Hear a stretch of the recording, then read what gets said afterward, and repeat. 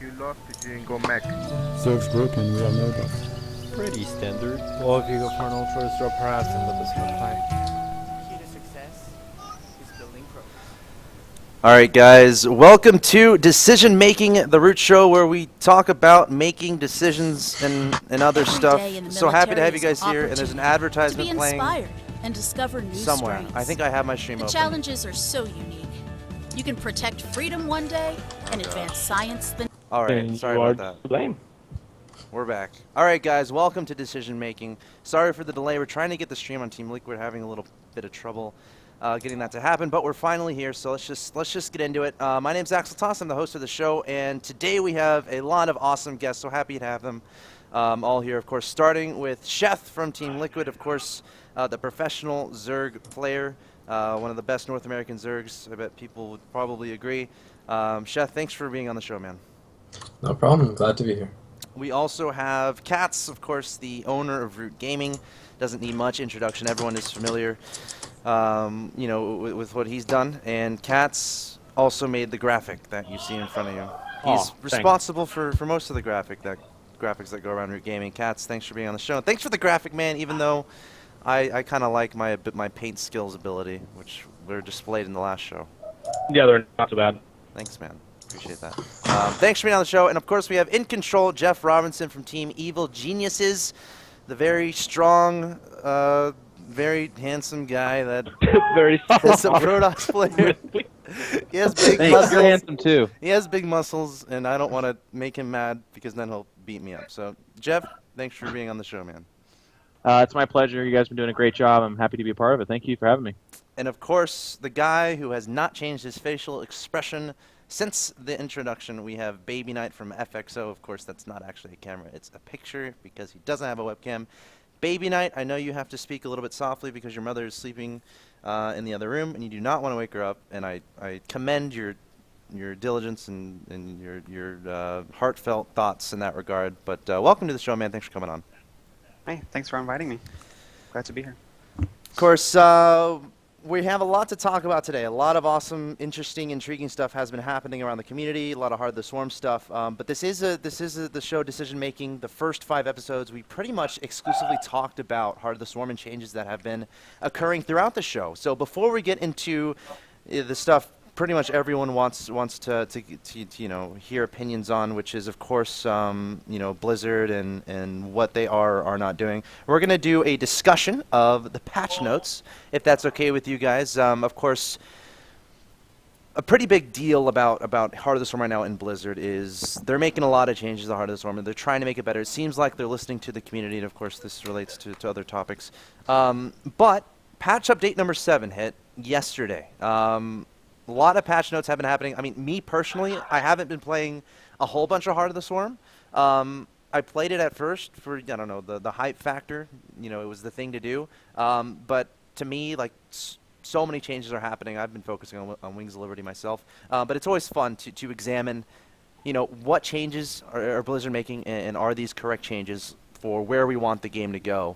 That being said, honestly, my personal opinion, these guys are changing. The Blizzard is really listening to the community, at least on their personal forums. I'm not sure how that relates to the overall community, but they are listening to the people in their personal forums and replying to them, and they're making changes to these units based on what they say. That being said, I don't know if I just want to go into the patch notes or get some general thoughts on Heart of the Swarm. Jeff, let's start with you really quick. You mentioned before the show that you haven't been playing a lot of Heart of the Swarm? Yeah, for me, I definitely... kind of the same thing as you. When Heart of the Swarm came out, everyone played it, I feel. And I was definitely one of those guys that wanted to jump on it. I don't know if I want to say I like, but I'm excited about new things. It was really cool. But the Warhound was a pretty big obstacle. It was hard for me to get over. And I felt very certain that the Warhound I was playing against was... I didn't think they were going to remove it, but I certainly thought it was going to get nerfed to all hell. So I felt like I was wasting my time playing a game where every single Taran is using this unit as their cornerstone that's just simply not going to be there at release. So why would I play against that? I have Wings of Liberty tournaments I need to be practicing for. So since then, I didn't play it, and then just about the time when I would come back to it, because they took out the Warhound, they changed the mine into something absolutely ridiculous, which once again, I looked at that thing and I said, well, that's just a mistake. There's no way in hell that's going to be in release either. So why would I play it right now? You know, I keep my eye on it, but I'm not playing it. Sure.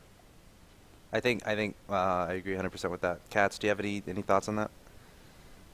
I agree for the most part. One of the main reasons I played Heart of the Swarm was for fun. I've said a few times over the course of this show and previous episodes that I don't feel like Heart of the Swarm is adding enough to Wings of Liberty right now. I think that more units need to be introduced or more radical changes need to be made for it to make it more of a different game. I understand it's an expansion, but to me it feels like Wings of Liberty with a couple of units. I really like the Viper, but the problem with that is it's a tier 3 unit, so it doesn't really change any of the game early on. Mines are clearly broken, and yeah, I keep an eye as well. There's a bunch of changes in this patch, so Yeah. we could get into that. Yeah, that's actually an interesting point. I mean, I'm pretty sure general consensus was like the mine is broken, but in this patch, the mine hasn't been changed, so it makes you wonder, okay, what is Blizzard actually looking at? The only Taran change in this patch, the Hellion, transformation to a Hellbat, no longer requires an upgrade and is enabled once an armory is built. They keep making changes to the thing, and they keep changing its name too. Before we go into the patch changes, I didn't even know it needed an upgrade. I just wanted to say, I wonder, I'm curious if it was the same for you, Katz and Jeff, that when it first came out, everything was new with Warhound, the Viper. It was really fun. Like, I played it for a few days. People watched for a few days. The whole amount of viewers went up, which was fun. And there were tournaments that were coming out, which was fun. But the fun of it seemed to just die down really quickly. Is that kind of the same for you guys? Well, Oh, go ahead, Katz. okay. The thing for me is I agree. Even though the Warhound was completely obviously overpowered, it was a unit that could get really fast. And what getting Warhound really fast did for the game was that I can't speak for Protoss, but at least in CVT, you could not open gasless anymore if you scout a gas. You know, so you had to relearn so much. Like either you go roaches or you have to get speed now. And you know, like my opening was completely different. You're taking a third is harder as well. The Firebat Hellion things, they could come pretty early as well. So then you have to start the going Warhound or Firebat Hellion thing, and then you have to decide if going roaches. So I started coming up with builds and new stuff like that I have to do. So it was a really exciting experience because it changed the way, like Warhound changed to me the way the game worked early on. So even if it was a too strong of a unit, I feel like it really had a place in something like an expansion. Like Zerg perhaps didn't have many options to change early. Protoss had the mothership core, but you know, I don't know. It was just fun, I think, because of that. And then when they removed the Warhound, it's like, okay, well, I can just take 4 feet and turtle up and play this. Back to Wings of Liberty, right? Yeah, exactly. So that's, yeah, I completely agree with you on that. Yeah, I don't know. I feel like, again, at the beginning, the stream viewers went up. That was definitely noticeable. You'd stream Wall, and you'd have your kind of average numbers. I didn't feel like they dipped, but then when you streamed Heart of the Swarm, sometimes it could be as much as 2 times, you know, especially the earlier on in the beta you went. But there were some glaring issues for me, things like the difference in why people were there. There's some people that were just playing to win every game, so they'd like go Ling Infestor every game, and they're not really doing anything. I was cannon rushed like 2 times when I decided to start playing again last week, and I was just like, you know what, never mind. And I mean, there's that going on too. And the other issue here is I can't get over the fact that the maps are so bad for anything. Like we learned in Wings of Liberty, even pre-release, that because of how bad the maps were and because of how restrictive BattleNet is, it's really hard to balance a game when the maps are what they are. So it's a little bit better because you could play outside those maps, but for the most part, if you're laddering, you're playing on really bad maps. So I played for the novelty, but once that kind of wore off, I think similar to what Chef and Katz were saying, and for me it was like, let's get back to Wings of Liberty. It's more refined, it's more competitive, and I felt like it was higher level, so I was having more, because that's what I actually have a lot more fun when I'm playing someone really good or getting my ass handed to me or something like that. I feel like it's more of a competition as opposed to, oh, I just hit a platinum guy in Heart of the Swarm. and he gets smashed, or then I hit like a Grandmaster guy, but he's been 7-pooling every game, so it's like, well, this is not really that fun. Yeah, go ahead, BabyKnight. Well, I actually kind of disagree with the map pool. I mean, it's not very balanced right now, and it's hard to take a third base or a fourth base on many maps. But I think there's a very interesting dynamic in terms of expansion patterns in the super late game when you go to take a fourth and fifth base on some maps, like the ice map, not the one with the rocks at the natural, but the other one. Do you know what I'm talking I about? like that one. Yeah, Howling yeah. Gale? Yeah, I like Yeah, that too. the ways you can expand on that map is so interesting to me, and it's in Wings of Liberty. It's very constrained how you expand. Like on Daybreak, for instance, it's always the same way you expand, you know, and it always ends in a split map situation. And I think you have some very interesting games on the new maps in late game. Yeah, I guess I should specify my complaint against the maps. I think they're much better than they were in Wings of Liberty early game, but what I'm talking about is like, on some of them you'd be lower left versus lower right, and it'd be imbalanced close positions. Yeah, of course. And that's of course ladder, but I don't know. I get tired of it. I agree, but it's not balanced. But I actually like the new maps in a lot of ways, and I think map makers can learn a lot from them. I really like the same map that you were mentioning. I really like how it had the second end, kind of like Selma Caverns used to, but it's like cool because it's like way larger. I don't know, I think there's a lot of new dynamics to the maps. I don't mind them. I think they were trying to test that as well, like the collapsible rocks and stuff like that. Apparently I'm a robot. Huh? But I think in terms of balance, am I a robot? I can understand what you're saying. You can't. That doesn't sound good. Oh gosh. I mean, it's not like you're speaking Spanish right now. Okay. Go ahead. Well, yeah, I don't dislike the maps, but I agree with Jeff that it's not a good way to accomplish balance. But anyway, then again, I don't really care about balance at this stage. Well, I mean, that's a really good point. Like, you guys as pro gamers, your time is like stupid valuable as far as like if you're being forced to go play like a Heart of the Swarm beta that's like not even close to what you need to be preparing for as far as Wing of Liberties, because like there's tournaments every single week in November. It's getting ridiculous, the amount of tournaments here. Oh, yeah. And like overlapping. A part of this is like, how can Blizzard expect you guys as pro gamers who really have to focus on Wings of Liberty because of all the money that's available? How can they expect y'all necessarily to play a Heart of the Swarm beta that is such dramatic? There's so much dramatic difference as far as like there's problems in the beta. I feel like that. Where there were problems in Wings of Liberty in the beginning that Blizzard eventually fixed as far as map positions and whatnot. So like I feel like it's a huge challenge for you guys to justify playing Heart of the Swarm when not only you have to prepare for Wings of Liberty tournaments, but it's so drastically different. Then how do you balance that? And also, Blizzard is looking for feedback, right? So if all the pro players from Wings of Liberty aren't actually wanting to play Heart of the Swarm, where are they getting that? Where are they getting that feedback from? Yeah. And you know, I know it's kind Moro is playing. yeah, Moro is.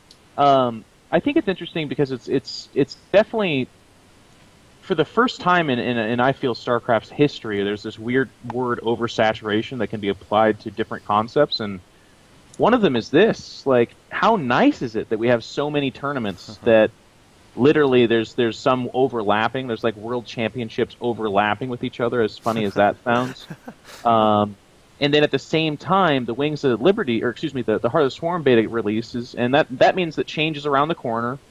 They are, of course, late on what they said they were going to do 2 years ago. They're like every 1.5 years, the next patch or the next expansion will come out. Well, that didn't happen at all, but it's supposed to be exciting times. But what we're experiencing, I think, for the first time, is that it's actually cannibalizing each other to a certain degree. I mean, as long as the major tournaments do have that big viewership, that's okay, but like, people are looking at the Heart of the Swarm beta and they're like, uh-oh, Blizzard, you fucked up.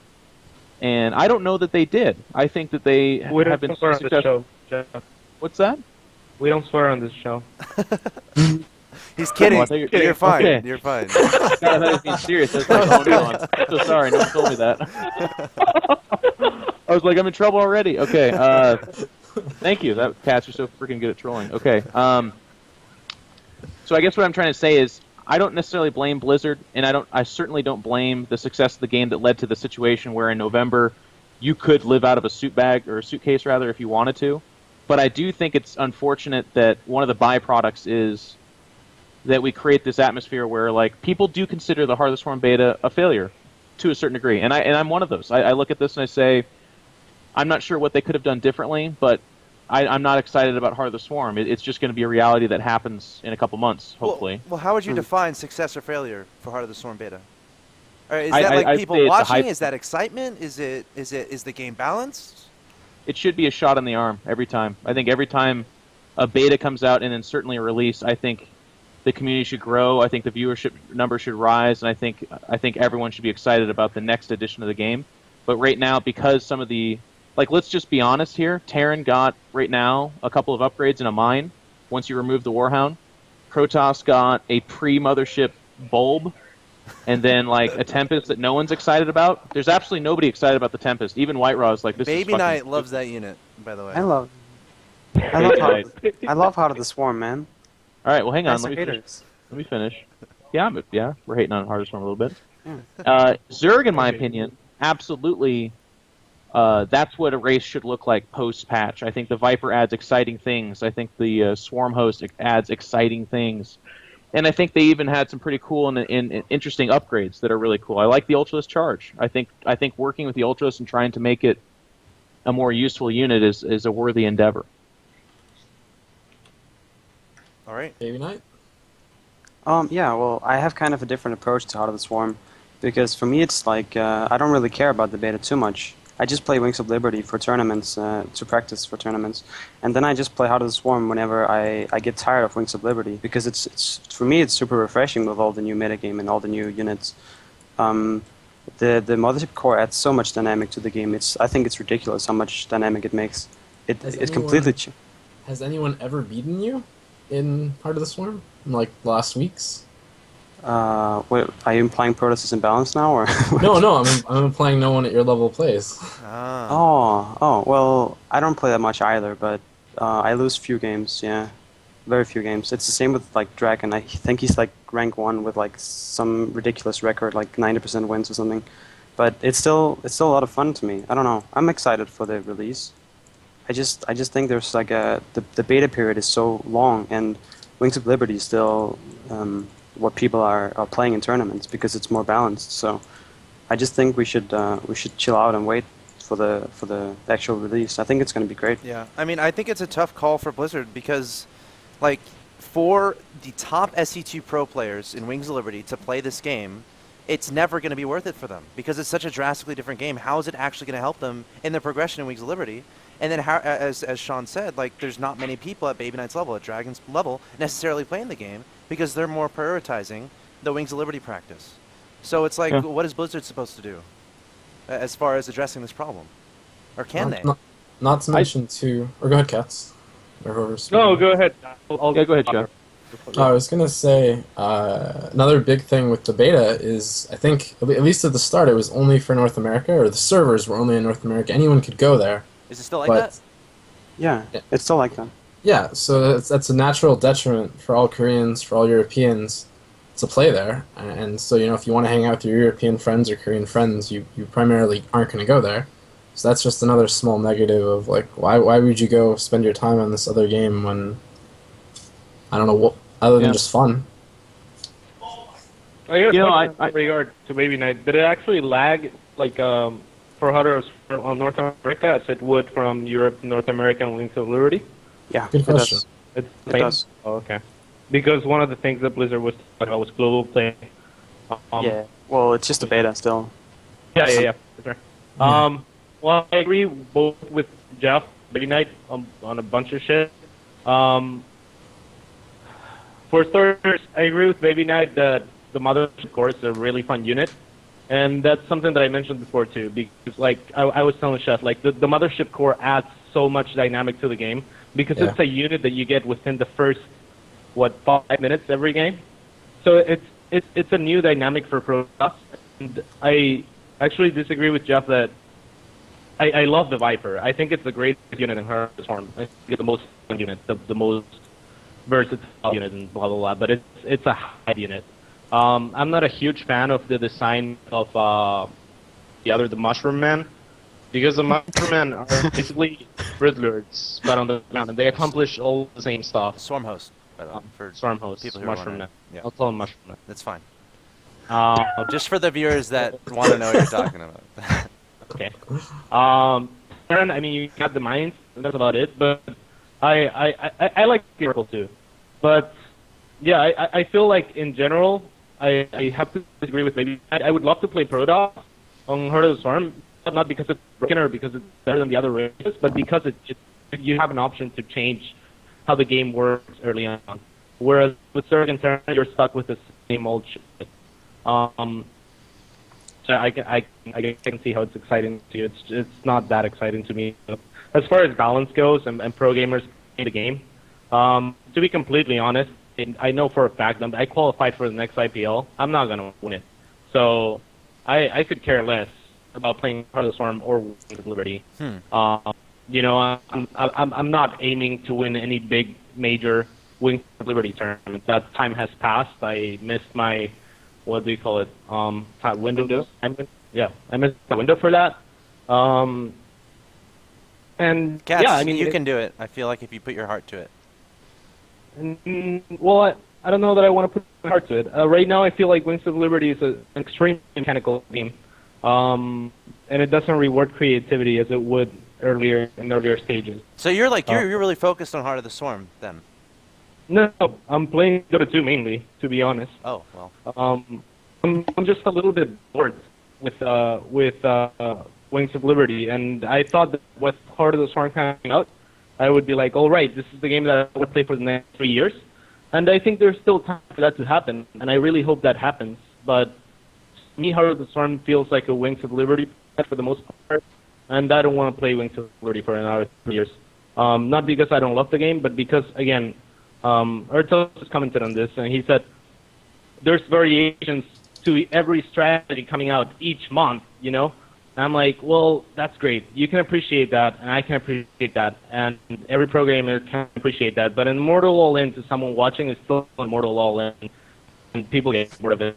I don't know.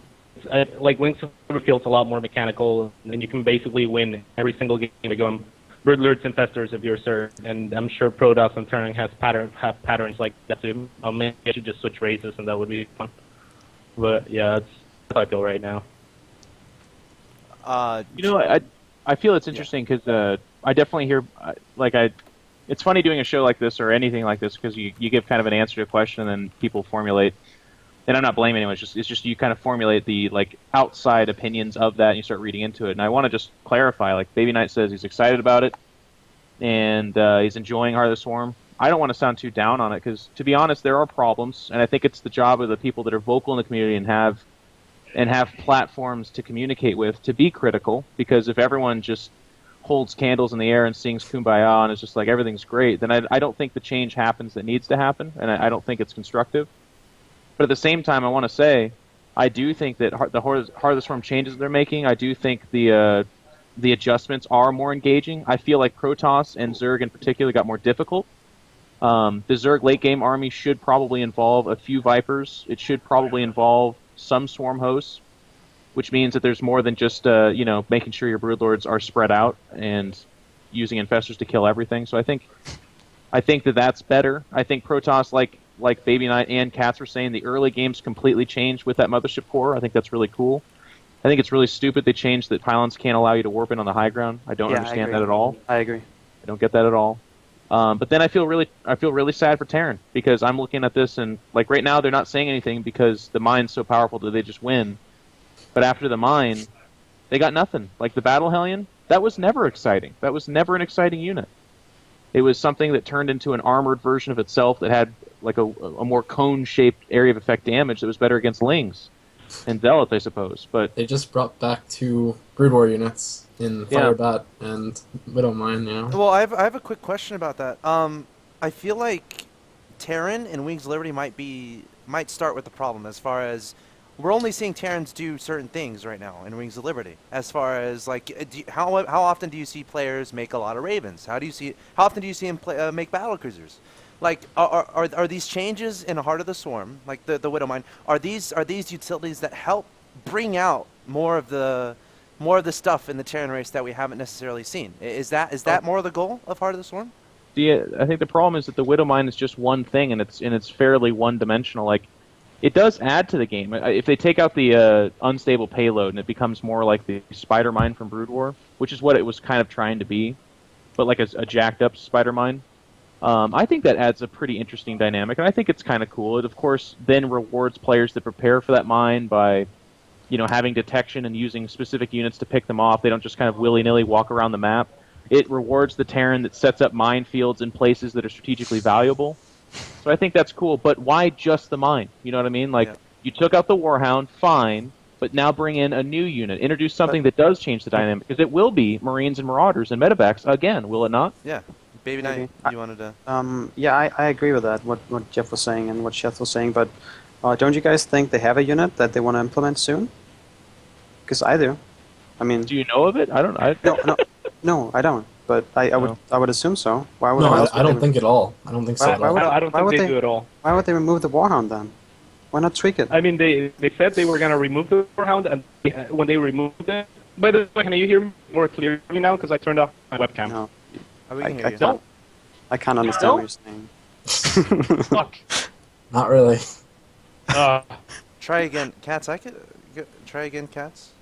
I I understood that. You sound good now. sound good now? Yeah. Let me rejoin the... Really? Perfect? Yeah, perfect. Sound great. Oh, sweet. What Wait, did you do? serious? Yeah, serious. Okay, I'm not sure if trolling. Okay, people No, say... you are. You sound You're great. fine now. You're fine now. Okay, great. Okay. People... Okay. It's a good exchange. My picture on Skype isn't particularly great. But, yeah, I kind of lost my train of thought. Damn it. We were talking about a new unit that Blizzard might be hiding from us. For the yeah. Terran race. When they removed the Warhound, they said they have no plans to introduce a new unit instead of the Warhound. So yeah, there wasn't in plans. What? Maybe they'll put it back in then. Maybe they're just working on it. See, the thing with that is, if there's one thing... It wasn't in their plans. Now I think it's like, I think they can change their plans, and I think if the community says, hey, bring back the Warhound, nerf it or change it, then they could. But yeah. I still think Warhound should just be really, really specific towards, maybe hitting flying a little bit better and a little bit weaker to ground. And, just maybe really good against air and have almost as long of range as Broodlord. And you'd be a pretty good unit. Maybe. I think it needs to be more like the Goliath. Pretty much, yeah. Yeah. I would like them to work on the Ghost. I loved, Marine Marauder Medevac Ghost Viking in TVP, I feel like is really dynamic. I feel like it's much more challenging and it rewards the better Terran. And I feel like when you see a Terran executing really sick as shit like Ghost Flanks and EMPs and Snipes, you feel like you appreciate their skill. I liked that more in TVZ, but I didn't like how... It was obviously too powerful, like 8 Ghosts walked into a bar and 30 Broodlords died type of thing. Like, that was just stupid, but I did like the idea of including Ghosts in that matchup, EMPing and Infestors, rewarding the Zerg that spreads them out, or fungals the Ghosts ahead of time because he's, actually just focusing on something as opposed to covering everything in green. I feel like the more dynamic the Terran becomes or the more challenging they are, again, the more appreciative everyone becomes of the highest level players, and I think that's cool.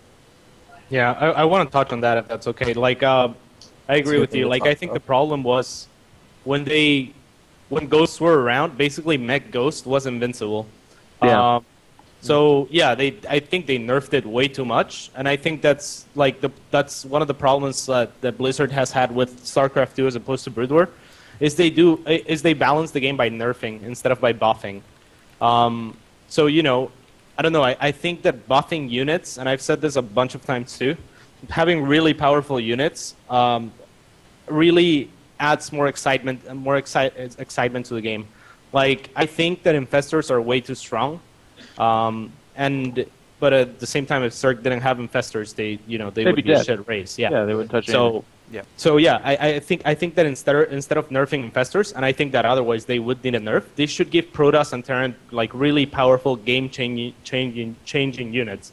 When you think of Brood War, that's the balance, or how they accomplished balance. And I don't think they were even trying, but they just threw in this fucking insane units that didn't make sense. And it's like, okay, how am I supposed to beat that? Well, because you have really fucking strong ship too. Yeah. You know, so I think that's the approach that Blizzard should be taking. That's one of the reasons I don't like them removing the Warhound. One of the reasons I would hate them nerfing the Infestor. I mean, like, let's look at Vortex, for example. Everyone at the pro gamer level, like at the pro level, like complains about Vortex being too, if not too strong, too much. Are we of talking a, about the player or the spell from the mothership? Vortex. The player, Okay. he's too good, man. I'm fucking sick of him. No, seriously, the spell, the mothership spell. Yeah. So that spell can completely change however the game goes. You get your mothership neuroparasited, you vortex the Protoss army, you win. The Protoss gets 1 or 2 great vortexes on your army, you lose. It's way too strong of a spell, and I think it should be changed. But Hold on, you were just saying that you. I think it you're- used to yes, be but powerful. listen, I'm not done. Okay. No. So I think it should be changed, but I think it should, because that's one spell of one hero unit. If Protoss had arbiters instead, for example, that would be a much better way to spread the power, so to say. But still, the point I'm trying to make with Vortex is that when there is a Vortex about to happen, people go nuts, and casters go nuts. And it's like, oh shit, is he gonna hit the Vortex? You know, oh, amazing Vortex, that's fucking game.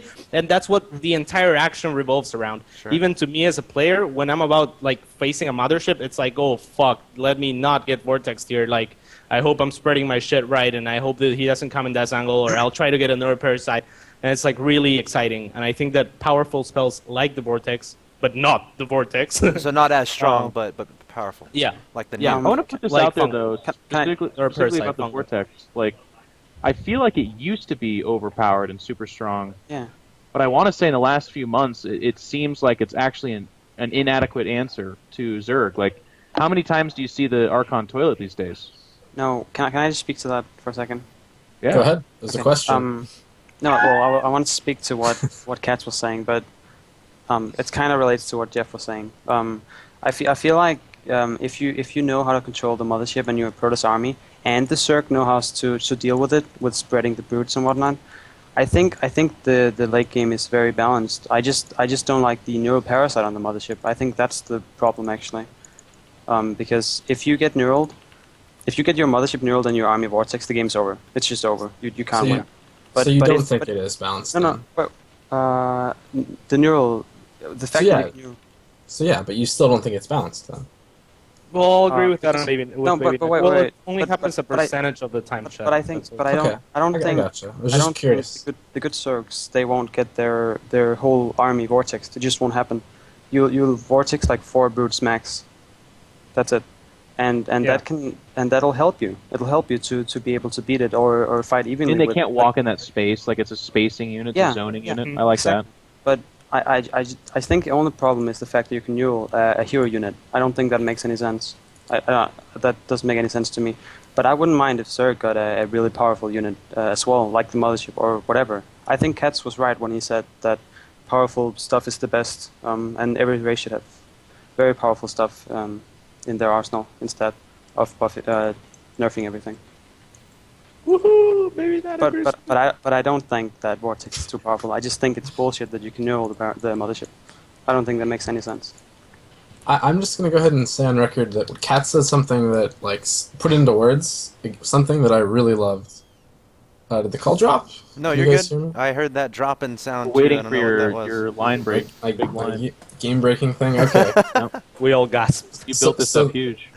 So the difference between, like, what made Brood War so, like, dynamic, and in StarCraft 2 now where we have this Vortex able to just come in and kill it, like, with Arbiters, you had to control, like, 3-4 units to get really good stasis. Like, you'd never have just one Arbiter. And even with the Infestor, like, maybe you have, like, 20 of them, it doesn't feel as good. Like, you shouldn't be able to get 20 of them, I guess. But the point being, it took more skill, and the Mothership really doesn't feel like it's that skill cap unit where you just get that one of it. And the same kind of applies for Colossus, where it doesn't feel like you get 3 of them, they're just like kind of less with skill. It's Very kind of a moving weird unit. way for me. I kind of agree with what you're saying, but I think things like the fact that you only have one mothership means you can do other things with your army because your actions per minute are limited.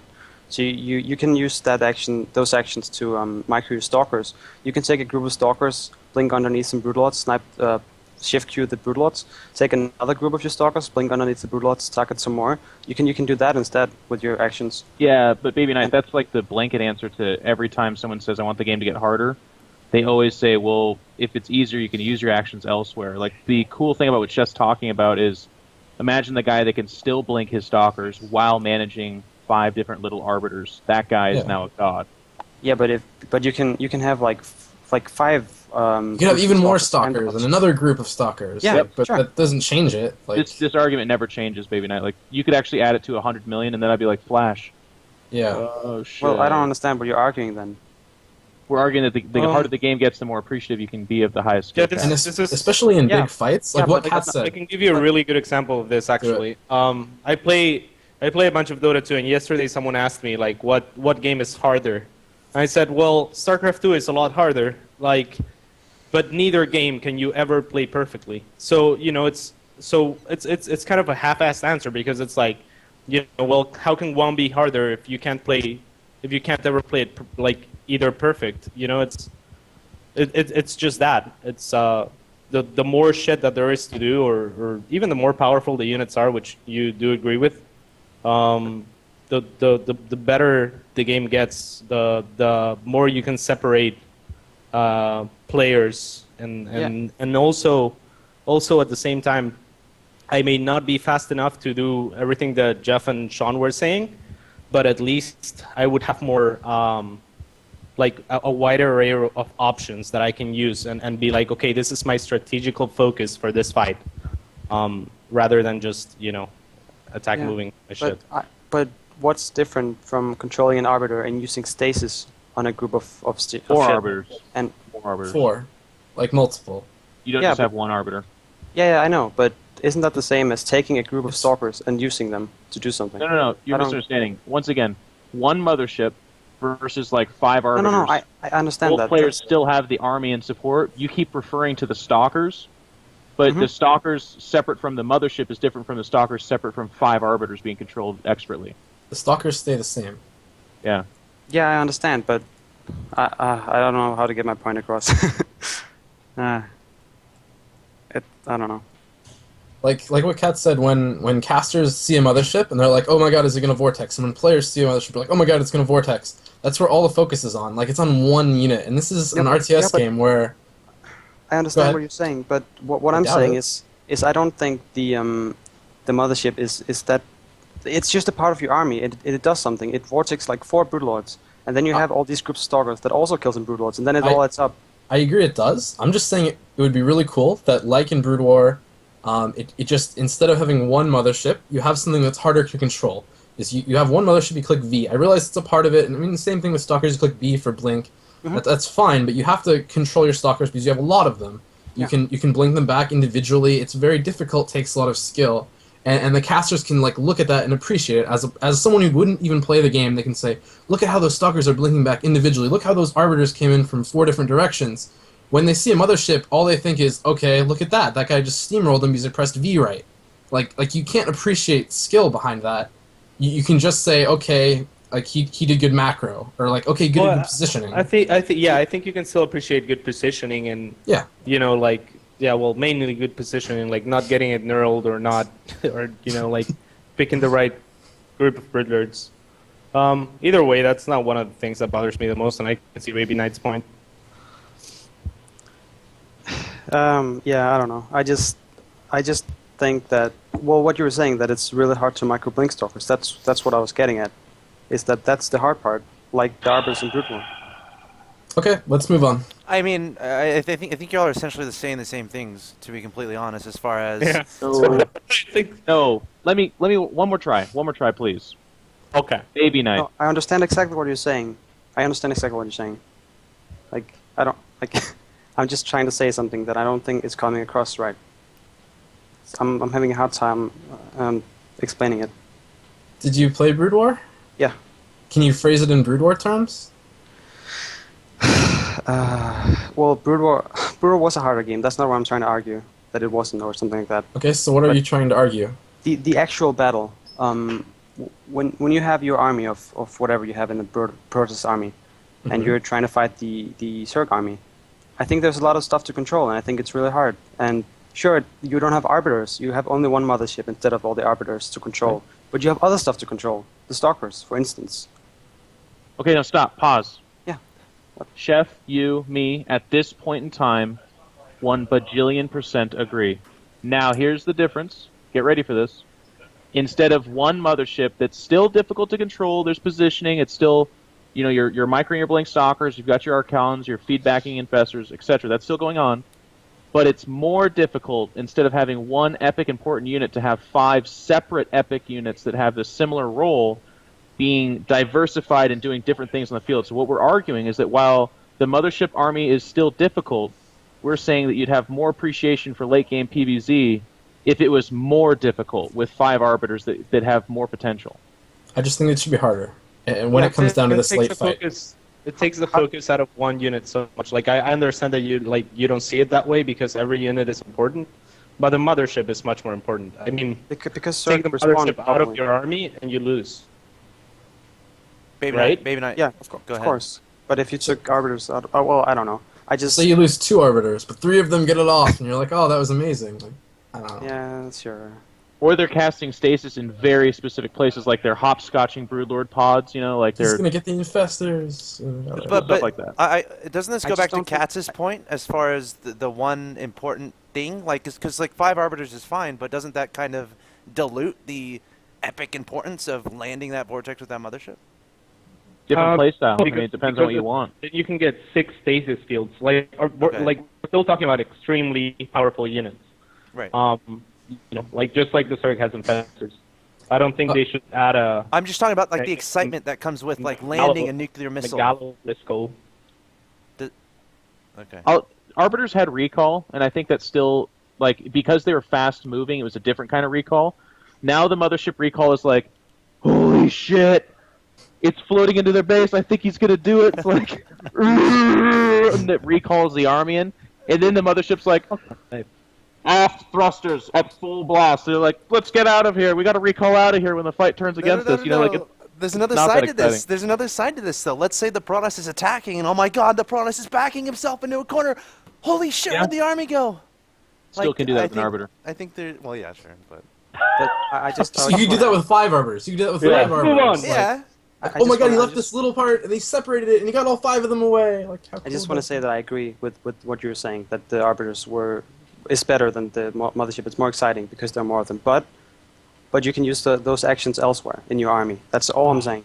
That's all I'm saying. That's all I was saying all the time. Maybe not. We all agree. Everyone agreed with you. We're just saying that if Then I someone, the actions that you could spend elsewhere, maybe there's a limit to you. But there's some 12-year-old walking through a fish market in Korea right now. I understand that, but I don't. I want to hear this analogy, Baby Knight. Let Jeff talk. Sorry. There's a 12-year-old in a fish market in Korea right now, holding the hand of their father, that in 2 years' time will be able to do things that you couldn't physically do, and we will only know that because the skill ceiling will be raised up, and that's what we're pushing for. Yes. Okay, sure, but I don't think we've reached that yet, and that's kind of why I was saying what I was saying. But the harder the better is good in the future. Yes, I agree. Yes. I shall come back from the future again. All right, so what this all comes down to is Blizzard going in the right direction with their Heart of the Swarm. So we were going to talk about the patch notes, but we don't have to go through all of them. There's some really cool things though in this last patch that I think worth talking about at least a little bit. Specifically, the Oracle just got a new ability, and it's called the Time Warp, where the Oracle creates a temporal field that slows all ground units' movement speed with a 3.5 radius by 50%. Give it some damage, make them not move. Air infestors. And I'm gonna knurl them, man. No, I like it. I think it's actually I've seen Grubby argue this on forums where I think Fungal should have like an ensnare, not necessarily like a you can't micro. I think anything in the game that stops things, like it's just boom. And Zerg players agree with this. Like watch a ZVZ, it's hilarious. They're like, whoops, my roaches took a wrong turn and now they're all dead. I like slowing them down because then it rewards the player that like spreads them out and has them move away or that kind of thing. I mean, yeah, infestors need fixing. If everything remains the same, they need fixing. Period. They could also like fungal could affect friendly units. There's plenty of little things that they haven't done that they could do with infestors. But yeah, I feel like they're a powerful unit that Zerg needs. So I don't know how much ensnaring instead of stopping units would change that, because it might just fuck us over completely. There was a patch where stalkers could blink out of it, and that was the worst patch of my life. Yeah. So, I mean, yeah, the ensnare would have to be really powerful, or you could make the fungal a projectile, or you could make it so that, I don't know, you can't fungal a group of units more than twice. Let's, shit like that. More than 3. Maybe it like gets less effective over time or something. Yeah, shit like that. I really like the slow, if it's slowed instead, because then you can spread out your stalkers, and then the Zerg can't possibly fungal everything, and then you can start to blink some out, and you won't lose everything. Because if you get fungal once now, you lose everything, and it's pretty painful. So give time warp to the infestor instead of fungal. No. I like the idea. I think a lot of people are on board with the idea of fungal being an ensnare capability as opposed to a damage one. And I like what Kat said too about friendly units, but I don't know. I at least want ensnare. I like, this is kind of what Chef and I were and Baby Knight were arguing about earlier.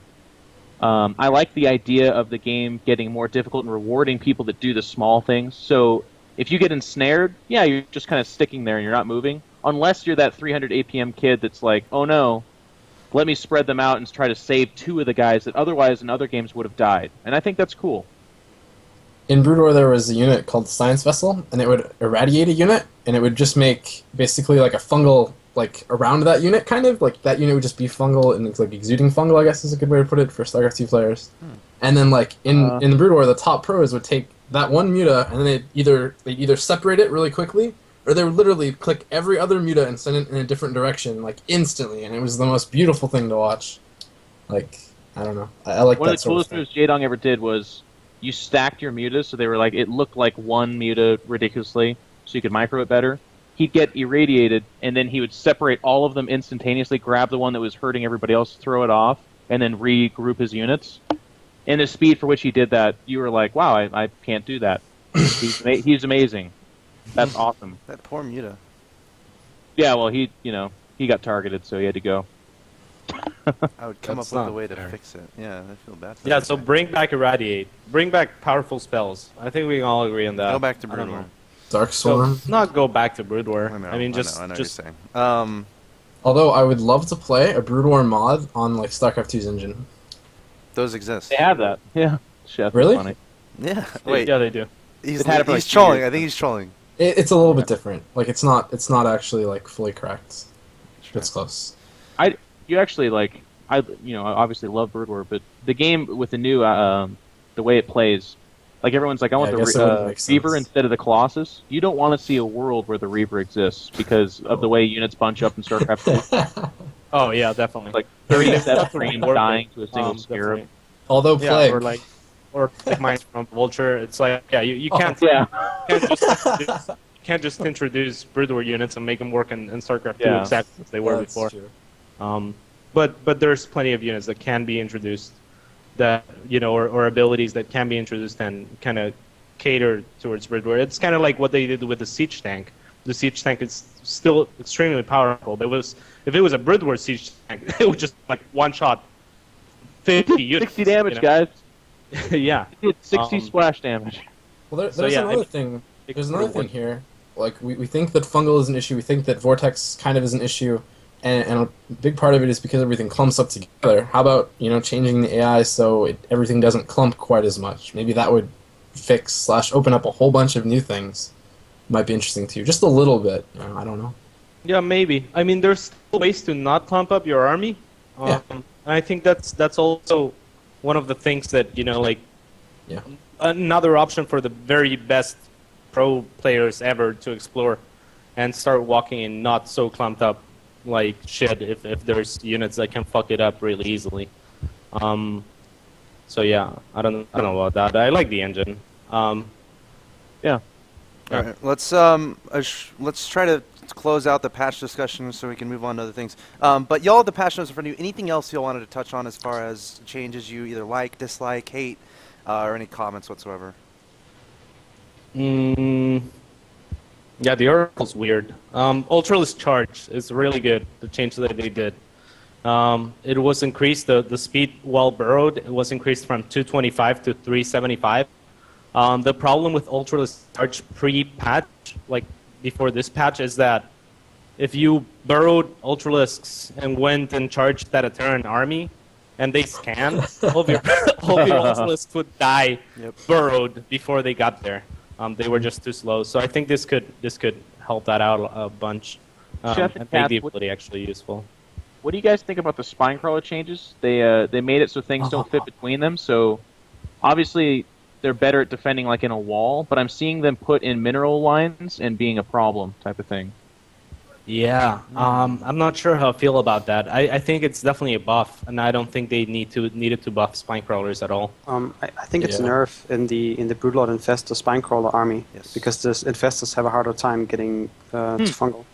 I disagree. Definitely, yeah. No, I agree. Okay, go ahead. Disagree? Well, does it still apply when they're moving? No. No, probably not. Okay, well, maybe then, yeah. I'm just imagining walls of spines that you guys can't get around. That I'm just The gonna surface burrow or area will be something. really like they're going to be so Well, much it's- stronger against zealots because zealots can't get around them anymore. It's not, but Yeah. exactly. But it's not like Protoss armies are gonna try to walk past spine crawlers ever. No, exactly. So it's just that, like Baby Knight said, it will make positioning for the Zerg army harder if you're pushing with spine crawlers. Yeah, that's true. So it might be a buff defensively and nerf offensively. If that's the case, like I haven't tested it a lot, but if that was the case, then I'd be all for it. I think it's a weird thing for them to address at all because Really? I don't see anyone anywhere being like, you know what really chaps my gears about Zergs? They're spine crawlers, and Well, the spine Broodlord Infestor push is really strong. no, it was strong. That's what I'm saying. Why did they try to buff it? Like, what is this? Well, it's Oh not no, it's a buff- nerf. It's a nerf. You guys, even if we find situations to argue that it's a nerf, you know that they tried to buff it. That's what's going on. Yeah, It's okay, not a maybe. nerf. But if you think about a situation like on Daybreak, for instance, when you push from the fourth to the to the fourth of the Protoss, for instance, with spines and Broodlords and Infestors, that's going to be a lot weaker now. Or not a lot weaker, but it's going to be easier to deal with for the Protoss, I feel. And I think that's a good thing. I just think either it's your infestors are stuck behind spine crawlers, or when they move like in front of the spines, they'll get picked off. Yeah. I don't know. I'm just not happy about it because it's like it's going to create all these weird blocky situations where they're either too strong because zealots can't get around them, so there's like two zealots hitting a spine crawler at a time, or we see all these dumb, retarded Zergs like behind the line, just like fidgeting back and forth because there's an actual wall now. The first time ever. You know what I mean? It used to be spine crawlers are there. Let's run through it. Who cares? The UI or the AI, will get us through there.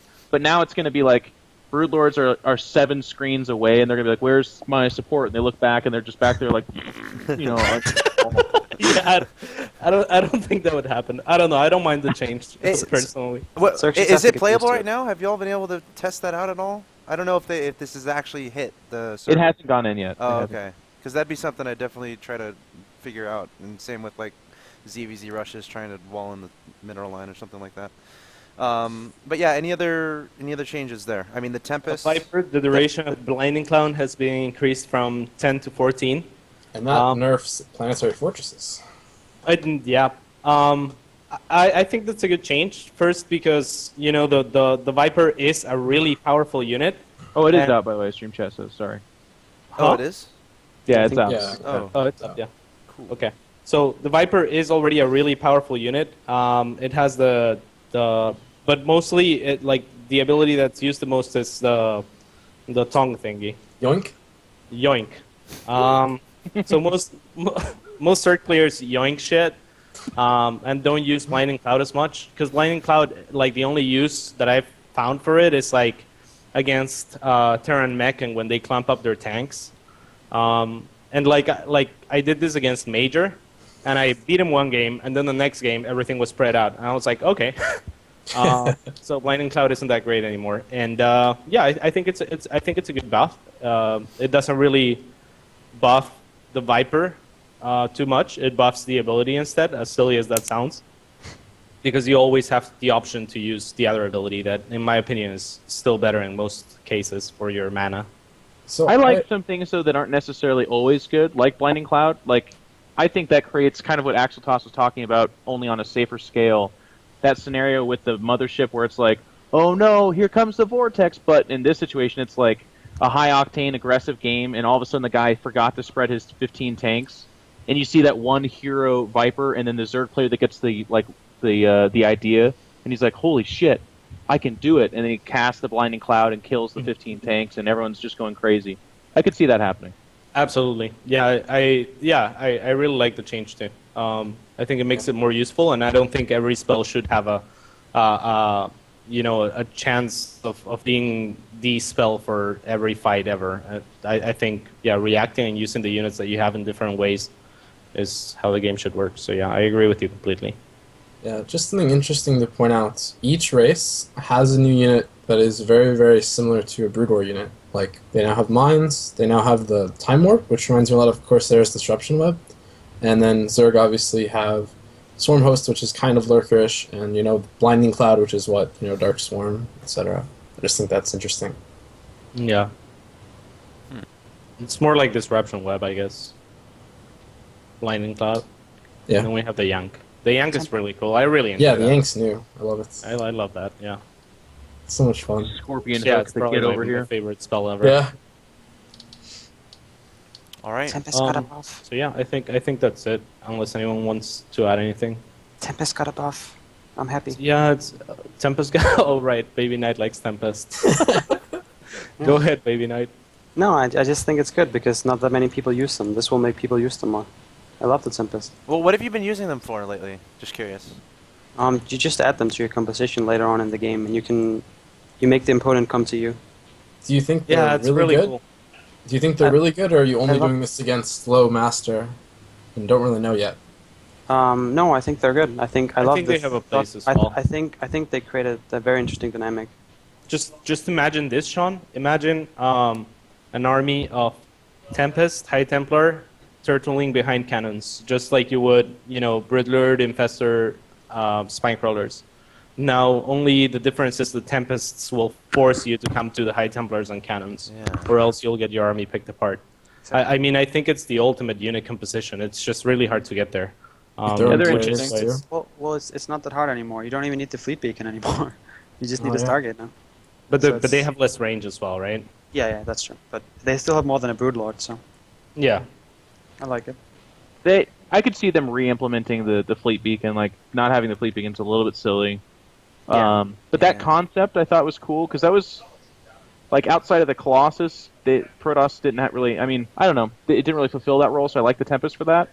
But that's also part of the reason why I kind of like the Swarm Host. Like, I've been casting a lot of Masters Cup these days, and I sometimes see the game that's like going to the 45, 50-minute mark where Taran's sitting behind like 30 tanks, 20 Vikings, 10 Ravens, Thors, Yes. and then battle cruisers. Yes. And I look at the Zerg, and the Zerg, what they say is they go, all right, never attacking you, and then like they just sit there forever, and the Terran either spreads the Vikings and wins the fight with good Seeker missiles, or they get fungled and they die. But I kind of like the Zerg having the ability to put some Swarm Hosts at a safe distance and just walk free units at them all game long and say, you got to come out of there. Even if I'm doing 5 damage every 5 minutes, I'm doing something. Yeah, the big problem with that is like one I don't tank think it'll- shuts down like Yeah. two or three Storm Hosts. Especially so- because they nerfed the range. The range is like 2, so they're like Zerglings that are never ever going to reach your tank line. Well, didn't they buff the range back? I think they did. Oh, maybe they did. And then That's- they lowered the damage and buffed the range. Okay. So that is better than it was before, but that was definitely a buff last patch. But still, I don't really like the design of the Swarm Host too much. And yeah, I like exactly what you were talking about, Jeff. Those long games that everyone knows exactly what their army composition should be, and people mirroring each other to exact extent. CVZ, okay. Lots of broodlords, lots of infestors, lots of spine crawlers. CVT, lots of broodlords, lots of infestors. CVP, lots of broodlords, lots of infestors, lots of spine crawlers. And now Vipers. Yeah, I guess now Vipers for Heart of the Swarm, but that's exactly my problem with Wings of Liberty right now. It's that it kind of, like, to me at least, it has stagnated to a point where, like, no new shit is coming out, and there's no new viable strats that can ever defy something like this. I got something, Cats. Go ahead. Alright, now imagine instead of the Viper, Zerg just had one huge capital ship that could pull anything across the map. Like, that'd be like the equivalent of the mothership, right? Like, instead of that huge Zerg capital ship, we just have Vipers, where you're only gonna get like 4 of them and they can pull, and it's just gonna be awesome. So yeah, that's an example of them going for that. It would be like a huge fucking mouth on like with giant teeth, and you have to get like 100 energy to pull shit, and then it like pulls shit, and everything it touches it gets fungled and dies. Yep. Yeah, I like that. Sounds like you have an amazing game on your hands, sir. Okay, let's move on. All right, so next up, let's go ahead and get into what has been kind of a heated topic lately as far as the progression of StarCraft 2. We've kind of been talking about it a little bit as far as, you know, is Blizzard doing the right things as far as making the game better from a game design point of view, from a patch point of view, from you know, obviously changes in the game in Heart of the Swarm. Now another hot topic lately has been stuff not necessarily inside the game, but outside of the game, like with the client and stuff like that. So that being said, just kind of a little contextual thing before we get into this for people who aren't necessarily incredibly well informed. 2 weeks ago, a week and a half ago, Destiny made a Reddit thread on our StarCraft that got a lot of attention, and he was basically arguing that Blizzard was not doing the right things, that StarCraft 2 numbers are down compared to League of Legends, that Riot is doing everything right, and that Blizzard is not necessarily doing the same thing, that StarCraft 2 needs a more fun aspect compared, you know, regarding Battle.net. You know, at least, and he used a lot of comparisons to the Brood War Battle.net. This led to CatZ creating a campaign of sorts using the hashtag #SaveHeartOfTheSwarm on Twitter, tweeting at BlizzardCS, etc., etc. And then recently on Inside the Game, InControl and Idra, they came out, and it was a little bit unclear, but I'm glad Jeff is here, obviously, so he can kind of perhaps clarify or make a statement. The gist I got was that Blizzard is not necessarily going to do anything. It's more about what we can do, kind of a thing. I think Idris said that at one point, and then it seemed like Jeff was saying something along the lines of, you know, maybe this isn't the right approach as far as, you know, going on Reddit, as far as tweeting Blizzard. Maybe there's something else we can do. So that being said, I would like to start with Jeff as far as perhaps, you know, clearing it up, or yeah. And again, if I said anything wrong, please feel free to correct me. So go ahead. I feel like to address this, I want to start off with a few statements that I think would kind of clear the air on this, because I did like an over-the-top animated rant that obviously is not the best way to get your message across, but I was trying to be funny, and that didn't really work out, I guess. On the one hand, you will never hear me say that Blizzard has done a superb, timely job with StarCraft 2. A lot of the user interface changes that are going into implementation, the when, the where, the why, it doesn't make sense to me. Why weren't we able to watch replays with our friends? Why did they do so little work on chat channels? Why are, you know, like map selection services, UMS, why is that so weird? They've, of course, announced that things are going to come out, and they're kind of working on this, but I very much so sympathize with anyone that looks at that and says, Blizzard, you've kind of fucked up on this, and this is weird and dumb. I think we all agree on that, and I'm not in any way, shape, or form saying we should be complacent or okay with these things. The next thing I would say, too, is that never in my wildest dreams would I ever encourage anyone to not speak their mind to Blizzard. I don't know if people know this, but if you watch the State of the Game highlight reel, just about 95% of the things that I make jokes about are me making fun of Blizzard for dumb decisions and then encouraging them to make different decisions. Like, I'm one of the most outspoken people about how bad they've done with this game in those regards. I think the clarifying point that I need to make that I did not do a good job doing was that I strongly disagree with the hard line stance that was established and then pushed forward as a motivating factor. Was for figureheads to basically say this game will die before Legacy of the Void. The user base is shrinking, it'll inevitably collapse, and everyone will switch to a MOBA, and this game will just not exist anymore. And the only way, actually, I even just tried to put a disclaimer out there, but from what I understand, people were saying the only way to save this game is if we get together and we create this panic state where we're going to Blizzard and saying, tell us the end of the world's not coming. So I very much so agree with the parts, but the sum I don't agree with, because what it does is it puts all the power, as far as a lot of people are concerned, that are already insecure and unstable with where this game's at, in the hands of a group of people that we all agree hasn't done a great or timely job thus far. And I say to those people, I say no. Let us instead continue to complain to them. If you want to tweet bomb them, great, but let's not also send the message that if we don't do this, the game's going to die. But let us also look to ourselves. Let us look to ourselves. We can create the hype. We can create the tournaments. Brood War did it for 12 years, guys. Like, Blizzard actually came in at the end of that and was like, hey, this is our game. And Kess was like, you son of a bitch. What do you mean it's your game? You haven't been around for 12 years. What are you talking about? And that's what they fought over. In StarCraft 2, Blizzard's much more hands-on, but that doesn't mean we can't do our part too. That was my message. Okay, Katz, do you have a response or? Well, yeah, I'm glad he clarified a lot of that, to be honest, because I don't think the community got it right, what he was trying to say at first. Now, I obviously started the Save Heart of the Swarm thing and on Twitter, and I think it got the message across, and I think it really helped in multiple ways. I agree with you that people should be vocal about this kind of thing. I see as pro gamers, especially the ones that have a personality and a voice, as sort of politicians, and that we should represent the community and their concerns as best as we can.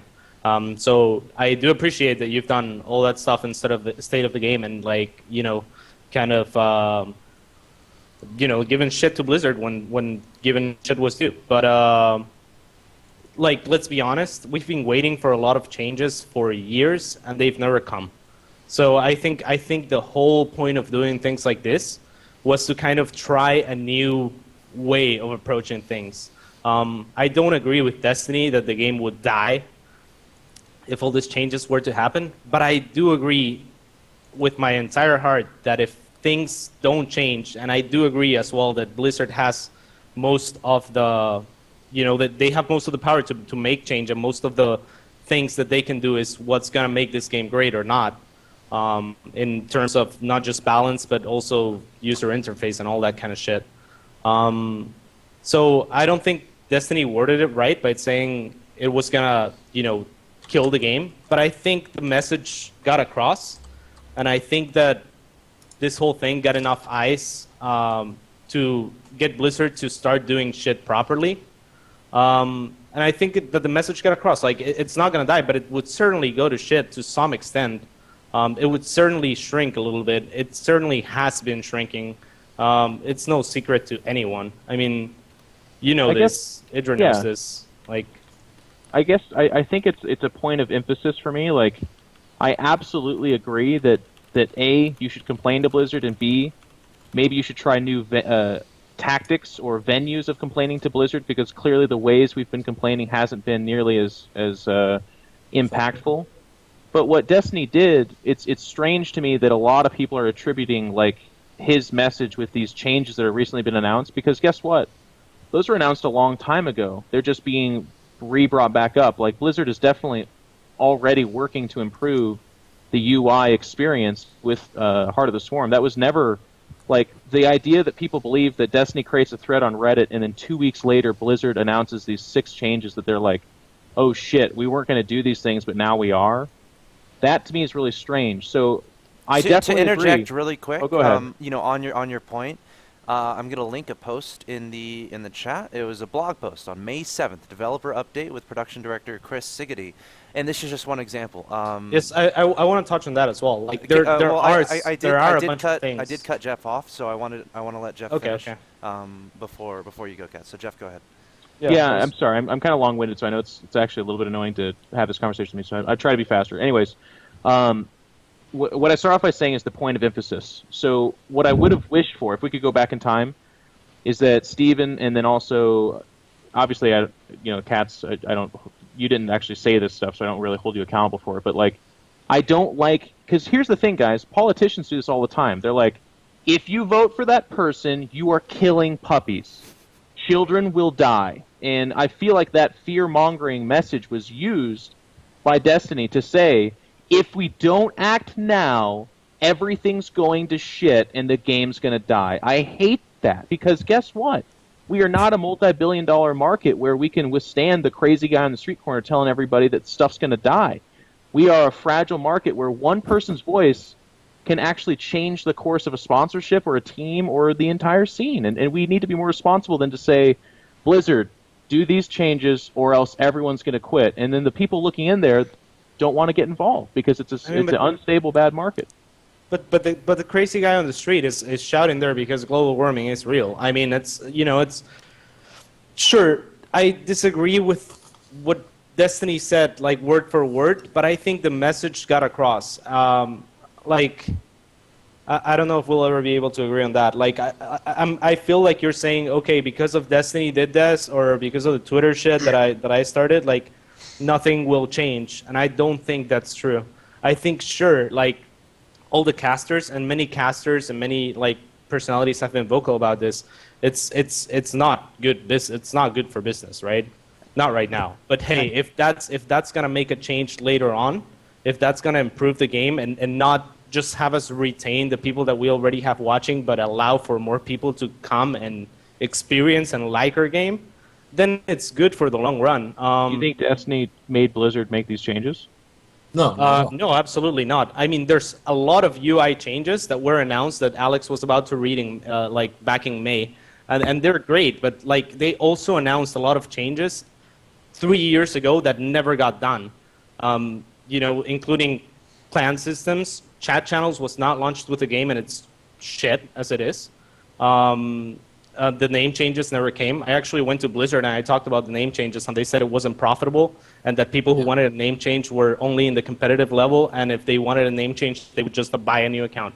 And I mean, I can confirm that. I have 5 accounts. But that's not cool, you know? And if people don't say, hey, dude, that's not fucking cool, then the game is just slowly gonna start like decreasing in its viewership. I mean, sure, it's not a good message to say, hey, our world is ending, but just like you said, our world is way smaller than the real world, right? We're not a multi-billion industry, just like you said. And if we're working just on retaining our current audience, and there's gonna be no way we can possibly grow it, or I mean, IPL, MLG, DreamHack could make the fucking greatest tournaments in the world, but if you don't know what StarCraft's about, if you've never played StarCraft, you're never gonna give a shit. To be honest, Katz, like, you and I agree. The difference is, and I'm not really hearing you address this, except for that you say you don't agree with it, which is where we once again agree, I guess, but you're not really speaking to it. I just disagree with the fear-mongering. Why not leave that part out of his message and say, Blizzard, you've done some seriously bad jobs on this. You're taking too long. It's shit.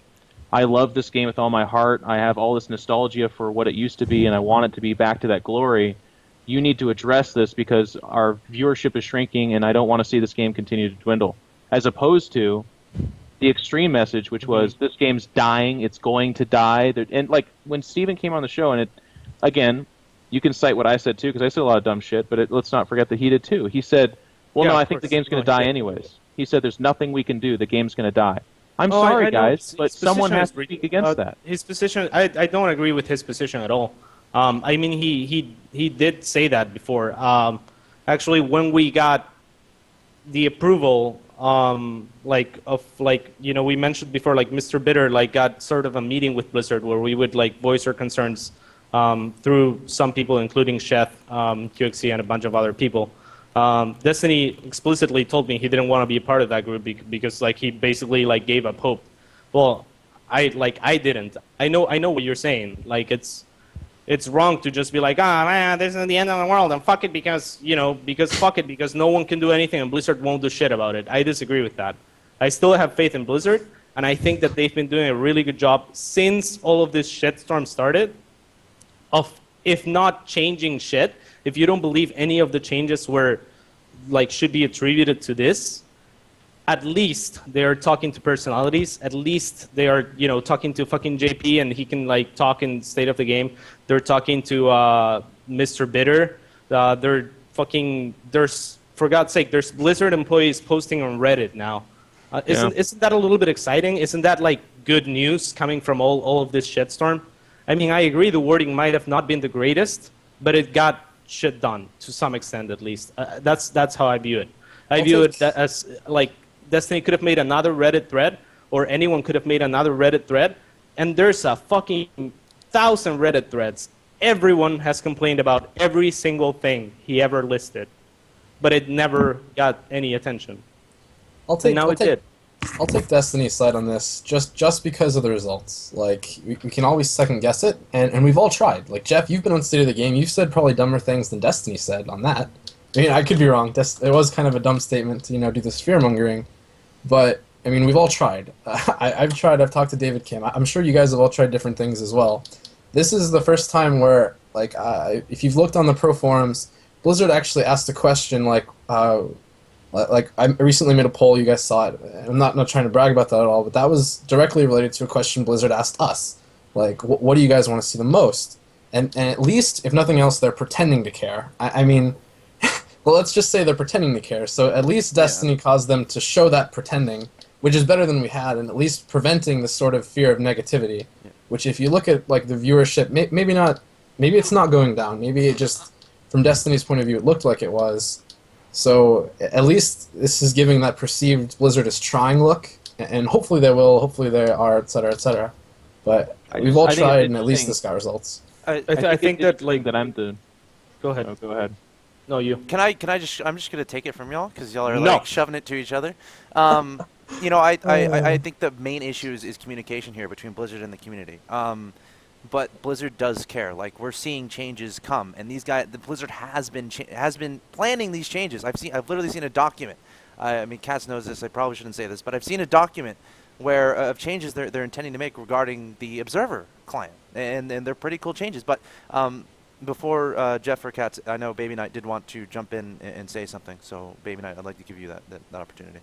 Sure. I just wanted to say I think we all agree on most of these things, and that Blizzard could have done a lot of things quicker or differently, and we agree on what most of what Destiny was saying. But I just think that it came at a price.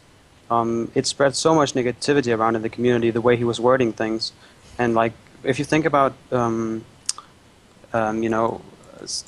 examples of this, I think someone like Select, who just quit SC2. I'm not saying that it was because of this post, but if you think about it, maybe he was considering quitting StarCraft, and he was like, do I want to stay? I love playing, because he switched to Dota. Maybe he loved Dota, maybe he loved StarCraft, and then he sees this post, and that kind of, that's the last straw, And it's just an example. I'm just saying, it could have affected the scene like this in a lot of ways. Confirmed here, Destiny killed Slayers. Confirmed here. No, but a lot of potential sponsors might have looked at it and been like, oh, well, I guess this is not worth investing into, and things like that. And it just came at a price, and I think he could have worded it differently, and it could have been done differently. I agree with that. It's not great right now, but I think it's all good for the future. I think it got. I'm happy to pay the price. Me too. I think the negative comes with the positive, and I think this was, if there was a time to do it, this was it, because let's look at numbers. Obviously, you and Greg were talking about how it's standard for shit to happen like that, and then there has to be a steady decline, and then it stabilizes, and then it rises up again with Heart of the Swarm. I agree with that, but it didn't do that. Heart of the Swarm didn't do that. It is only the beta for a week. Yeah, well. Still, let's say Idra used to have 13,000 viewers. Now he has 3,000 every time he streams. Just to give you we are already in a really steady decline, and if we don't do shit to change it right now, let's let's just like, I don't know. I own a team too, Jeff. Like we're pursuing. We just announced DAS Keywords, you know, like as a sponsor. I understand what the risk is and scaring sponsors and stuff like that, but I think it's for a good cause, and I think it did get the message across, and I think it did work. That's the reason I started the Safe Heart of the Swarm shit on Twitter. There's a lot of people, and I can see their points that disagree with me, and there's a lot of people that agree with it. I think both sides have very good points. Let's let Jeff hasn't been able to speak in a while, so Jeff, I want to give you the floor here. Yeah. Okay, well, I was gonna make a wise-ass joke about everyone talking about how there's two sides to the coin. I was like, anyway, I won't be a jackass. I'm trying No, come on, please, I want to hear. I felt bad because Chef was getting cut off when he was explaining that people had different opinions, and I was this real science for once coming up. But I guess what I would say is that I think it's odd where a concept, like we've identified the terminology, fear-mongering, it's an actual thing that happens. People use exaggerated language, and they talk about the most extreme results, and they use fear to motivate people. And it's usually used in a negative connotation where people talk about it like it's a dirty tactic, it's wrong, maybe good comes from it, but you're manipulating people and you're creating a very negative space. I think it's very interesting that people are like, well, yeah, I mean, that is what we're doing, but if at the end of the day, Blizzard's addressing people because there's like red lights blaring and warning sirens in the streets and you know, change happens faster, or people are, you know, it feels like things are going to change, then I guess it's okay. My message, and this is just almost purely from a moral standpoint, is me saying, when we do that in a community like this, when we identify, I do X and change happens afterwards, you get SRS, you get sponsors getting called, you get people doing the most extreme things to get immediate changes because they feel like that's now how you do things. And right now we've introduced to the community, we get a response from Blizzard when we go into this state where it's like everything's dying, it's all fucked, we're all going to die. And I'm telling you right now, I hope everyone forgets and just says, well, that's just a one-time thing that we do. But what I caution you is look to the future where every time people start to say, things aren't happening on the pace that I want, I'm going to do what Destiny did. I'm going to make a thread about how Blizzard has once again failed us and everyone should quit because it's going to die. I have a really good question. That's bad. A really good question to this. From a player point of view, and we've kind of brought up how we're the diplomats, or we try to be the diplomats or politicians for the community, right? And now say something silly is going on, like maps are wrong, something obvious, or I mean even something personal. Like say you're at a tournament and something wrong is happening. The only thing that I find that I can do, like I can't, even being a part of Team Liquid, I can't say, hey Victor, let's create a thread, let's have it on the front page of TL where we're saying this needs to be fixed. Or the only thing that I can really do, if I've already went to the admin, if I've already done all my normal options, the only thing I have is this fear mongering. Like that's a horrible way of putting it. I mean, I have to go on Twitter, I have to go on Facebook, and say something like, hey, why is this map in the pool? Why am I playing this tournament on Steps of War? Or why is this going on? I don't have another way to go. I can't go to like a union. I can't go to like a group of people and say. I feel like I'm about to give a Star Wars speech to you. Like the dark side of the Force is easier to use and will get more immediate results. The light side of the Force is of course harder to do, but it has better rewards and it's more positive. I could always do the most extreme, like, shit, EG's losing in our own team league. Well, let me go ahead and find reasons to disqualify every team that we played against, and we'll just give ourselves the prize. Or we can pick ourselves up by the bootstraps. Like, these examples transcend the game in real life. Like, yes, fear-mongering works. That's why politicians use it. That's why the concept, the terminology is there. If it didn't work, nobody would talk about it because it's not a real thing. But unfortunately, if everyone looks at this the same way you are right now, which is like, gosh, that map sucks.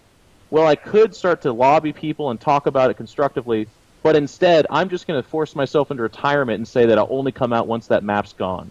Like, that's really bad. Didn't we already try everything else, though, Jeff?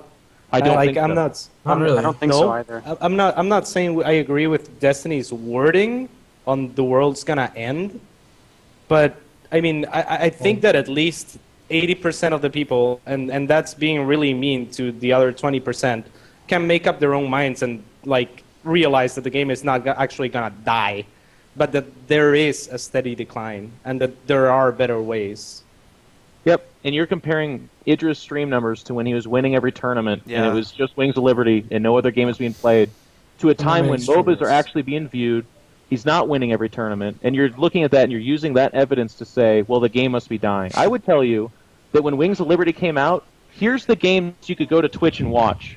World of Warcraft, LOL, not the League of Legends, but just like World of Warcraft, or Counter-Strike. No, not that.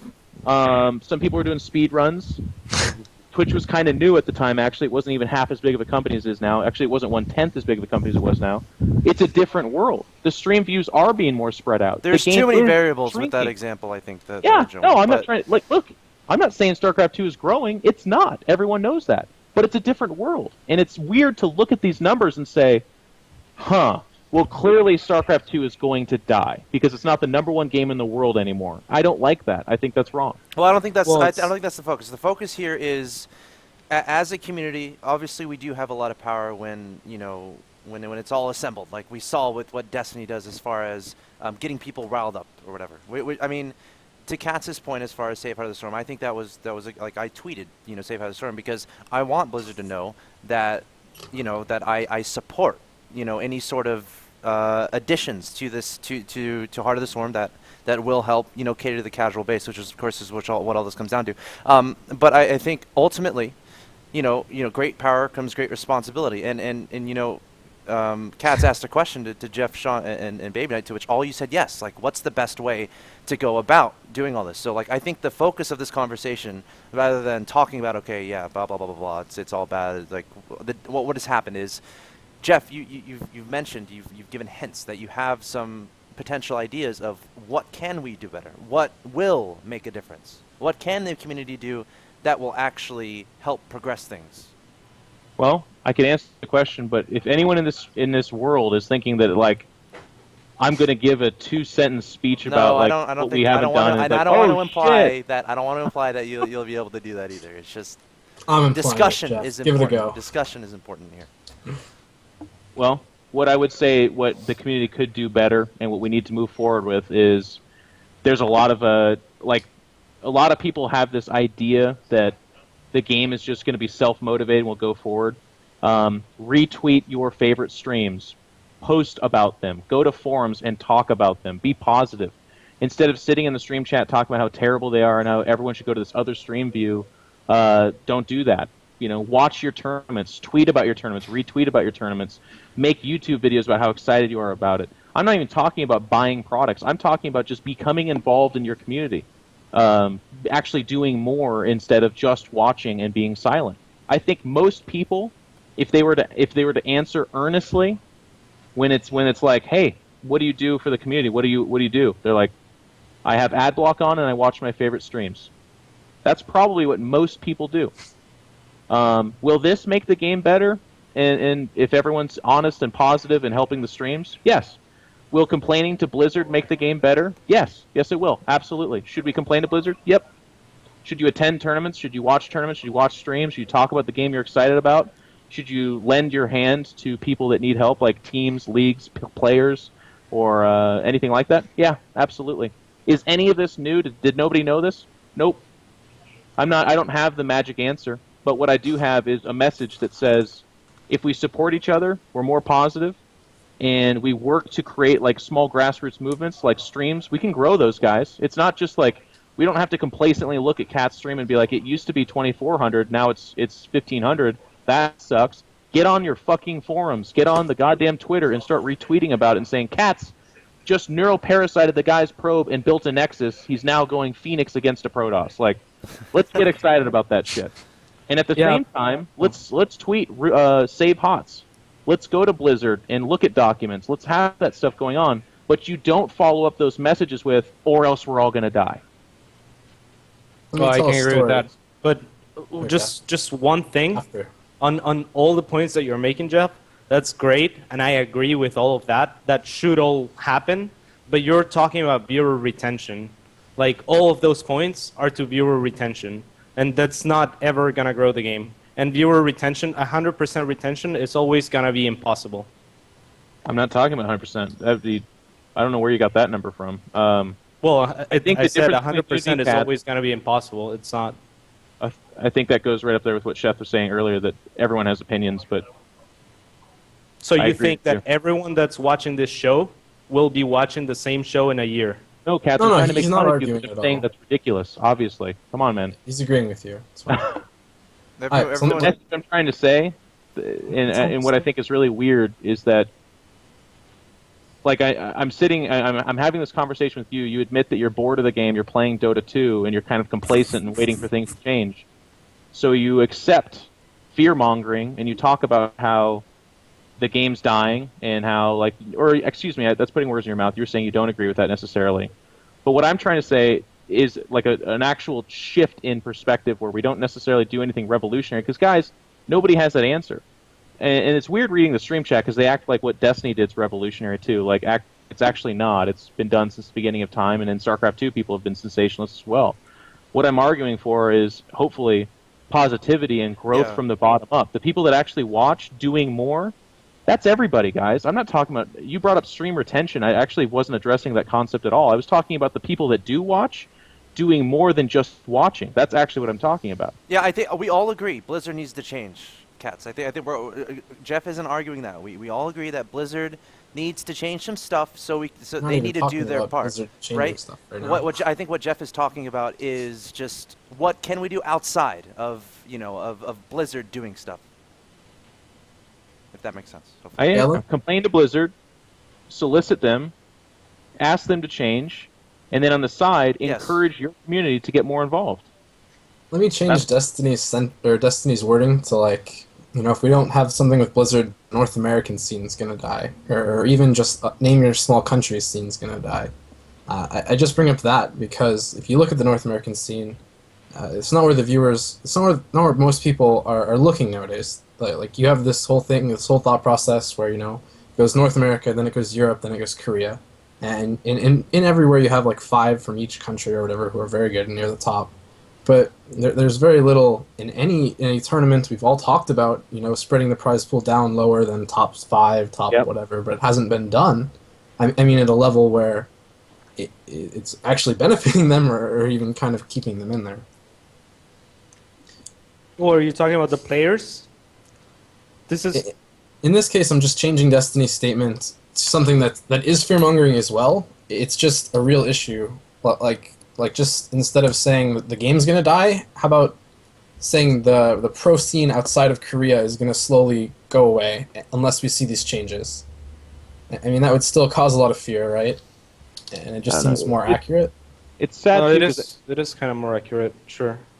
Like, as I read the stream chat, there's just this constant negativity where it's like, no, everyone doing more will not make changes, and if you think everyone will do that, it's ridiculous. Like, well, guys, what I'm trying to talk about is, like, believe it or not enough people are talking about this stuff, and not enough people are impressing the community that says, listen, in a time where the stream viewership is dropping, in a time where teams are closing, we, the community, the lifeblood for these teams and games, need to actually do more. And it's weird to say this message that, by the way, this is like hippie shit. Like, the concept do more is so open-ended and so, like, easy to say that you actually cannot logically say no to that. It's like, do more? Ha! No, I'm going to do less. Like, you actually, if you have an argument against doing more in a nebulous fashion, then you're part of the problem. I'm sorry. You're actually part of the problem. I agree. I agree completely with everything you've said, Jeff. And now let me tell you a story going back to the Star Wars universe that is pretty cool. It. I'm already in favor of this. So in the beginning of this person's life, we're following him. He's a young Jedi apprentice studying the ways of the greats. He's seen these Jedi Knights. He went and met Yoda, and all was great. Yoda raged a bit, but whatever. It was cool, and it was really fun to watch these people. This young guy really liked watching these people who were better and stronger with the Force than him, and as he kind of went along, the Force, or in this case, we'll just go ahead and say, Blizzard hasn't really done anything. They haven't really fixed some of the issues with the Force. So this young apprentice has watched the masters go to Blizzard and try and fix the Force. They've watched them fight, and they've used the good side of the Force. They've used the light side, and nothing's been effective, right? And this Padawan is still growing. He's not as strong as these bigger, stronger, more forceful people. But he finds out that with the dark side, he's exceptionally strong. He brings people to his side, and he actually kind of has the same amount of power, and he can actually exert the same amount of force that these masters are doing. And he just wants the Force to be good. He just wants Blizzard to fix it.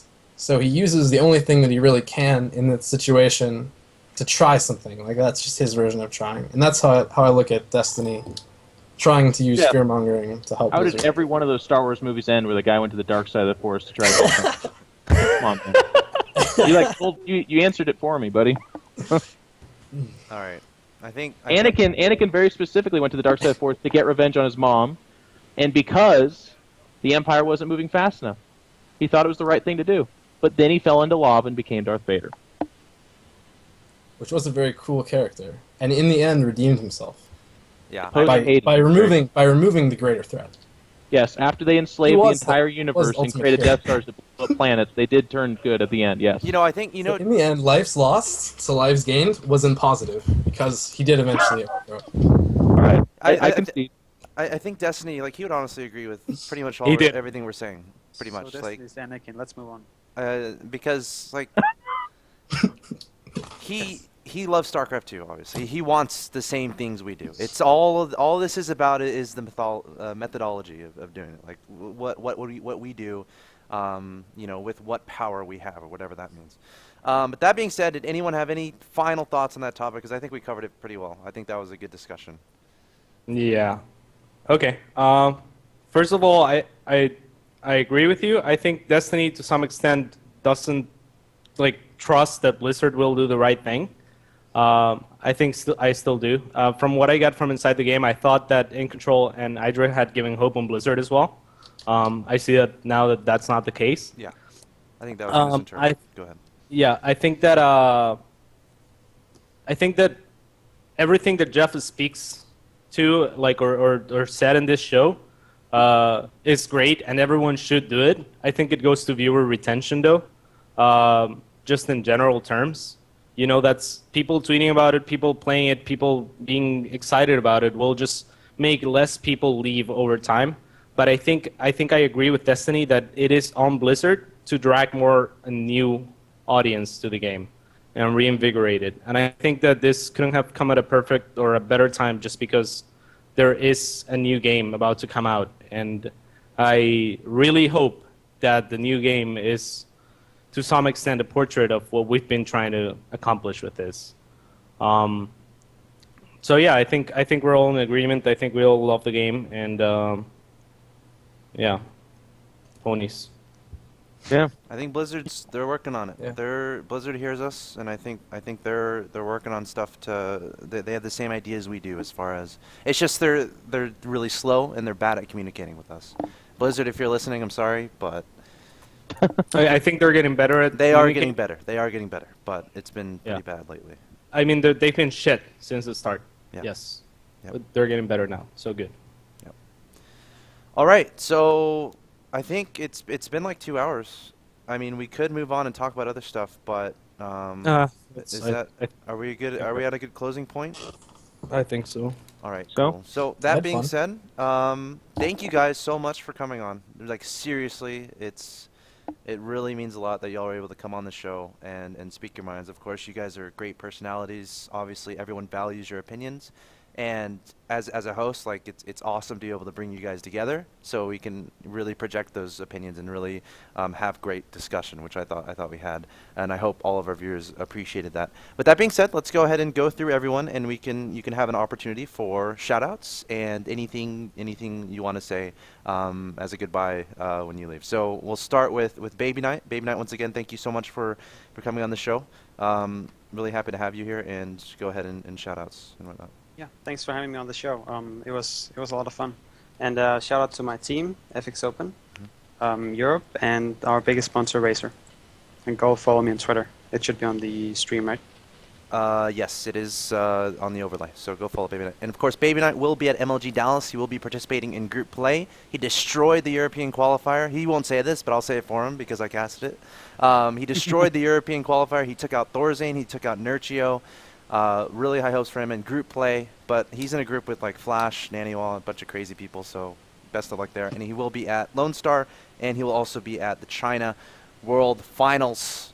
So busy 3 weeks for BabyKnight. Man. Yeah, Sean, Sheth, Simon, thank you again. Thank you so much for coming on the show. Shoutouts for you. All right, well, if my Twitter's over there, I mean, we talked a little bit about ways that us as, personalities could do better, Well, you as a community, if you want to help us out, please follow us on Twitter. Please, check out our streams. Like, if you don't go on TL or Reddit, and just go on these sites, look for streams on the side, and try and support your players that way. So, I mean, all I ask is try your best to support players you find entertaining and want to keep around. All right, thanks, Sean. Jeff, go ahead. Just thanks for having me on. I love your guys' show, and obviously Team Root's been doing a lot to grow their brand, and I just admire it. I think it's awesome. For me personally, of course, I want a big shout out to my team, Evil Geniuses, our sponsors. But then also just, thanks for giving me the opportunity to clarify my points. Like, I did this really stupid thing where I ranted about something I actually had an opinion on, not like flip-flops or horses, and it created this situation where people took me serious, but then either didn't take me serious or did take me serious, but it was really fucking confusing. I think everyone can agree on that. So to be able to come on the show and with a straight face talk about stuff that we all feel really, really strongly about and are very passionate about, and not have it devolve into a yelling match, I really just appreciate the opportunity, because believe it or not, this stuff is at my heart, man. If you cut it open, it's right there next to my heart, and I appreciate you guys allowing me to talk about that stuff. Yeah, thanks again for coming on. Really, really happy to have you here. Of course, future episodes, any of y'all are completely welcome. Cats, go ahead. Thank you very much to Das Order, to Das Keywords for sponsoring us. That's our very latest sponsor, and you can see it there. Tweet at them if you want. They're pretty amazing. #1 rated keyword on Amazon.com. So I think that speaks for itself.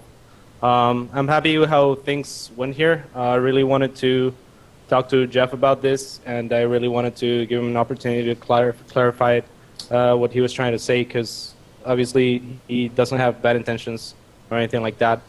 So thank you. Thank you to BabyKnight and Sean for being on the show. And Jeff and I will actually be hosting the next Steel Attack with White Ra. That's going to be sweet. When is that? Is that Tuesday? Yeah, Wednesday. Well, yeah, Wednesday. You're the same time zone as me, so I think it is Wednesday for you as well. Yeah, it's Wednesday.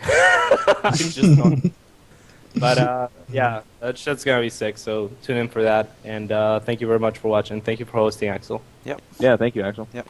Yep. Thank you.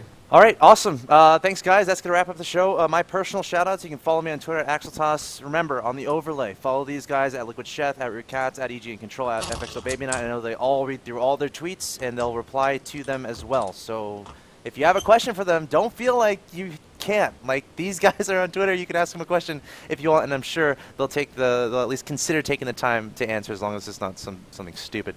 But yeah, that's gonna wrap the show. And yeah, let me say one thing about what you just said. Yes. Everyone reads everything you tweet at them. So yeah, just whether they answer it or not is just depending on how stupid you are for the most part.